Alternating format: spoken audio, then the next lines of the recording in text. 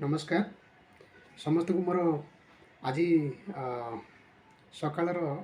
शुभकामना प्रत्येक भाई माने जो माने भाई भौणी माने जो माने मोर ये चैनल को सब्सक्राइब कर समस्त को बहुत बहुत दिल से धन्यवाद। कहीं ना आपण मान सहयोग आपण मान सहयोग वीडियो माध्यम मु आपन को किसी एग्री प्रोडक्ट हो बा आमर वेस्टेज किसी जानकारी दूची। सर्वप्रथम मो नाटा कहूँ मो ना हूँ सनातन सुतार मु ढेंकानाल भुवन बिलंग करे आउ प्रोफेशन मोर गोटे केबल बिजनेस अच्छी सहित मु दुई वर्ष हो गला मोर वेस्टेज रे गोल्ड डायरेक्टर अच्छी कंपनी तरफ सब मुझे चेष्टा करी आसे जे केमिति आमर ये एग्री प्रोडक्ट माध्यम लोक मान सहायता दे हम तो आमर एग्री प्रोडक्ट उपर विशेष करी 2 वर्ष है बहुत चाषी जो मैंने धान चाष कर चाष कर सार दि जाऊँगी आ ये सार को प्रयोग कला फल यहाँ जेहेतु ऑर्गेनिक सारटा या जो चाषी भाई मैंने प्रयोग कर गोटे गोटे एकर 8 बस्ता 10 बस्ता 5 बस्ता निहाती अधिक अमल कर ऑर्गेनिक फार्म बनूची ये सार प्रोसेस रे जदि आप करूँ ताले निहाती आपण बिलटा जे फपसिया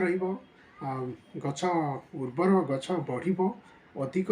धान फेणी दब बुदा अधिक हम आपण मैंने देखिए मोर ये चैनल में बहुत चाषी भाई मैंने जो मैंने आमर एग्री 82 आ ग्रानुएल व्यवहार करडियो मुझे छाड़ी आपण मैंने तो निहाती देखिथे आसे देखो से जदि पकईकि उपकृत हो पार्टी आपण मैंने पारे आई मोर प्रयास सब रे आपड़ केमी ए उन्नति करतु धान चाष करूँ पनीपरिया चाष करूँ आउ धान चाष 4-5टा खंडे वीडियो मुझे आपण सहित रखी जो मैंने ये चैनल को सब्सक्राइब कर निहाती देखिपारे एवं यही सार बा यही मेडिसिन पकई औषध पकईकि केते चाषी भाई अच्छा जो मैंने पनीपरिबार ग्रोथ कर निज फसल भल आमदानी कर सहित मिसेबी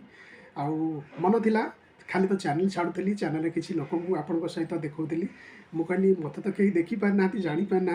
जो सब्सक्राइब कर जो भाई भौणी मैंने सहित मुझे टी आसवा दरकार तो से आपण मान गोटे रिक्वेस्ट रखी जे आम चैनल जदि भल लगुच ना आप किसी लोक शेयर करूँ ये शेयर करें आपणकर किसी कष्ट तो अधिक पड़ोनी किंतु निहाती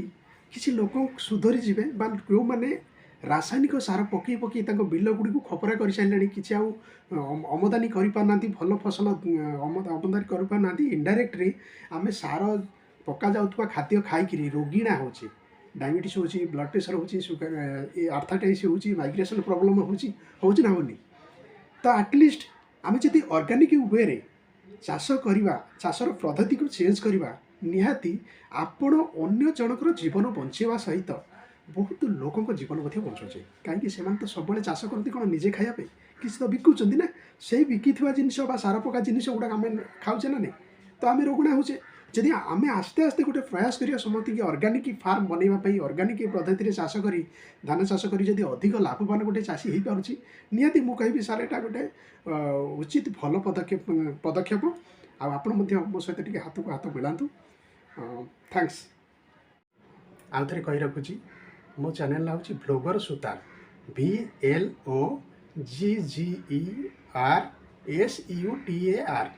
ब्लॉगर सुतार माने एकदम सब गुड़ा लगिकी रहिबो स्मॉल लेटर